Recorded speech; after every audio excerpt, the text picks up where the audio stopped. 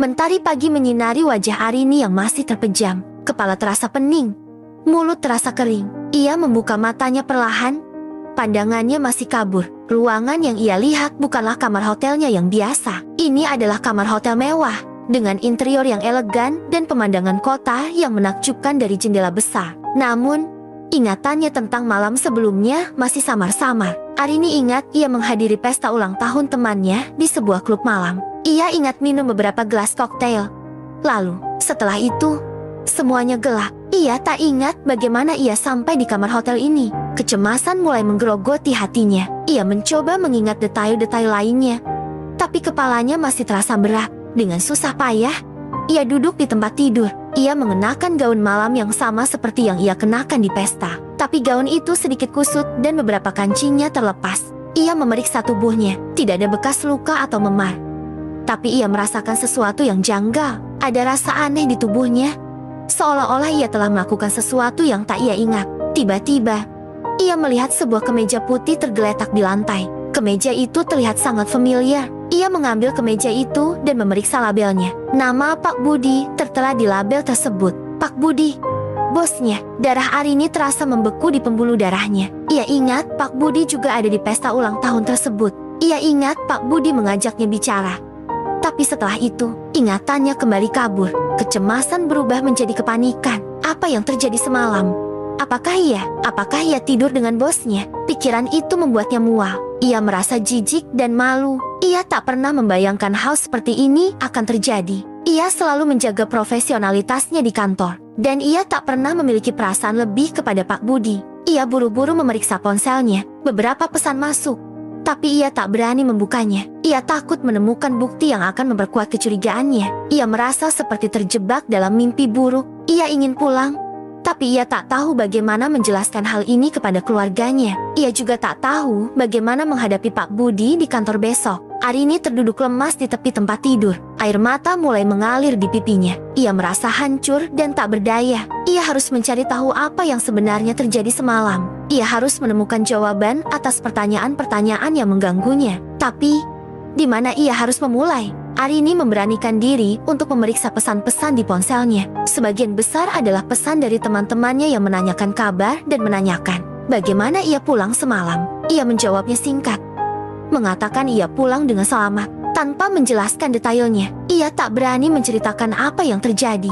Takut teman-temannya akan menghakiminya. Namun, ada satu pesan yang membuatnya semakin panik. Pesan dari nomor tadi kenal, dengan foto dirinya dan Pak Budi yang sedang tidur berpelukan di tempat tidur. Foto itu diambil dari sudut yang sedikit jauh, tapi cukup jelas untuk menunjukkan bahwa mereka berdua berada di satu tempat tidur. Arini merasa tubuhnya gemetar. Bukti itu tak bisa dipungkiri. Ia memang tidur dengan bosnya. Tapi, bagaimana bisa? Ia tak ingat apa yang terjadi. Apakah ia mabuk berat hingga tak sadarkan diri? Atau, apakah ada sesuatu yang lain? Ia mencoba menghubungi temannya, Lani, yang juga hadir di pesta semalam. Lani menjawab panggilannya dengan suara terkejut. Rini, kamu baik-baik saja? Aku sudah khawatir setengah mati. Kamu menghilang begitu saja setelah pesta. Arini menceritakan kejadian semalam. Sejujurnya, tanpa menyembunyikan apapun. Lani mendengarkan dengan saksama, sesekali mendesah. Setelah Arini selesai bercerita, Lani berkata, aku curiga ada sesuatu yang tidak beres. Aku lihat Pak Budi beberapa kali memperhatikanmu dengan tatapan aneh semalam. Dan aku juga melihat seseorang memberikan minuman kepada kamu. Minuman yang tidak kamu pesan. Pernyataan Rani membuat Arini semakin curiga. Mungkin ia telah dibius. Mungkin seseorang sengaja menaruh sesuatu di minumannya. Pikiran itu semakin membuatnya takut dan marah. Ia merasa telah diperlakukan tidak adil, dirugikan, dan dipermalukan. Ia memutuskan untuk tidak pergi ke kantor hari itu. Ia membutuhkan waktu untuk menenangkan diri dan memikirkan langkah selanjutnya. Ia harus melaporkan kejadian ini kepada pihak yang berwajib, atau setidaknya mencari bukti-bukti yang kuat untuk membuktikan bahwa ia telah dibius. Ia juga harus mempertimbangkan konsekuensi yang mungkin akan ia hadapi di kantor. Kehidupannya terasa terbalik 180 derajat. Ia harus kuat dan tegar. Beberapa minggu berlalu, Arini masih merasa syak dan tertekan atas kejadian di hotel malam itu. Ia masih belum melaporkan kejadian tersebut kepada polisi. Takut akan dampaknya, terutama pada karirnya. Ia juga masih ragu-ragu untuk menceritakan semuanya kepada keluarganya. Namun, ada satu hal yang mengubah segalanya. Ia menyadari bahwa ia hamil. Hasil tes kehamilan menunjukkan 2 garis merah yang jelas. Arini terpaku menatap hasil tes tersebut. Air matanya mengalir deras, campuran antara takut, sedih, dan marah. Hamil? Anak siapa ini? Tentu saja, kemungkinan besar anak Pak Budi.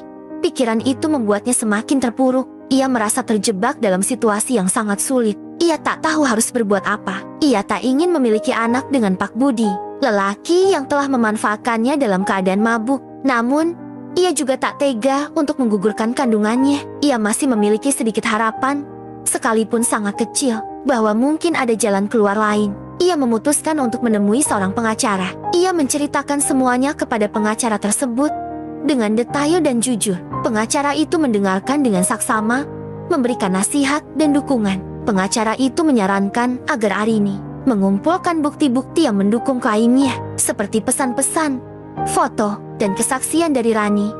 Ia juga menyarankan agar Arini melakukan tes DNA setelah bayi lahir, untuk memastikan siapa ayah biologis dari bayi tersebut. Setelah berkonsultasi dengan pengacara, Arini merasa sedikit lebih tenang. Ia memiliki rencana dan strategi untuk menghadapi situasi ini. Ia akan memperjuangkan hak-haknya, baik untuk dirinya sendiri maupun untuk anaknya. Ia akan memastikan bahwa keadilan ditegakkan, dan bahwa ia dan anaknya akan mendapatkan perlindungan hukum. Namun, perjalanannya masih panjang dan penuh tantangan. Ia harus menghadapi tekanan dari berbagai pihak, termasuk dari Pak Budi dan keluarganya. Ia juga harus mempersiapkan diri untuk menghadapi kemungkinan terburuk. Tapi, ia tak akan menyerah. Ia akan berjuang untuk dirinya dan anaknya, untuk masa depan yang lebih baik. Setelah mengumpulkan bukti-bukti dan berkonsultasi dengan pengacara, Arini memutuskan untuk melaporkan kejadian di hotel kepada polisi. Lani bersedia menjadi saksi, menceritakan apa yang ia lihat di pesta malam itu. Polisi juga berhasil menemukan rekaman CCTV di hotel yang menunjukkan seseorang mendekati Arini dan memberikan sesuatu ke minumannya. Investigasi polisi menemukan bahwa orang tersebut bekerja sama dengan seorang rival bisnis, Pak Budi, yang ingin menjatuhkannya. Mereka memanfaatkan Arini untuk merusak reputasi Pak Budi. Berita tentang kasus ini tersebar luas, membuat Pak Budi berada dalam tekanan besar. Reputasinya terancam, dan bisnisnya terancam gulung tikar. Ia sangat menyesal atas kejadian yang menimpa Arini. Ia merasa bersalah karena telah tidak sengaja terlibat dalam kejadian tersebut. Ia juga merasa bersalah karena tidak menyadari bahwa ada seseorang yang ingin mencelakainya. Melalui Arini, Pak Budi berusaha menghubungi Arini, menyatakan penyesalannya dan meminta maaf atas kejadian yang telah menimpanya. Ia ingin bertanggung jawab atas kehamilan Arini. Awalnya, Arini masih ragu dan marah. Ia sulit memaafkan Pak Budi, meskipun ia tahu bahwa Pak Budi juga menjadi korban dalam kasus ini. Namun, seiring berjalannya waktu, Arini melihat ketulusan penyesalan Pak Budi. Pak Budi secara terbuka meminta maaf kepada publik dan bertanggung jawab atas kejadian tersebut. Ia juga memberikan dukungan penuh kepada Arini selama kehamilannya. Ia selalu ada untuk Arini, membantu dan menemaninya. Ia bahkan mengurus semua keperluan persidangan dan membantu Arini agar mendapatkan keadilan. Setelah bayi lahir, tes DNA membuktikan bahwa bayi tersebut memang anak Pak Budi. Pak Budi semakin merasa bertanggung jawab dan ingin membina keluarga dengan Arini. Ia menyadari bahwa ia telah salah menilai Arini dan telah meremehkan perasaannya. Ia jatuh cinta kepada Arini, bukan hanya karena kejadian malam itu, tapi karena kekuatan dan ketegaran Arini dalam menghadapi cobaan. Arini pun mulai luluh. Ia melihat ketulusan hati Pak Budi. Ia menyadari bahwa Pak Budi juga menjadi korban dalam kasus ini. Ia juga menyadari bahwa ia mencintai Pak Budi. Cinta mereka tumbuh di tengah badai. Cinta mereka teruji oleh cobaan. Setelah menyelesaikan semua masalah hukum, Pak Budi melamar Arini. Arini menerima lamaran tersebut dengan penuh haru. Mereka menikah dalam sebuah upacara sederhana namun penuh makna. Bayi mereka diberi nama Bintang, sebagai simbol harapan dan kebahagiaan baru dalam hidup mereka. Mereka hidup bahagia selamanya, dengan cinta yang semakin kuat dan ikatan keluarga yang semakin erat. Kisah mereka menjadi bukti bahwa bahkan dari kejadian yang menyakitkan, bisa tercipta sebuah akhir yang bahagia.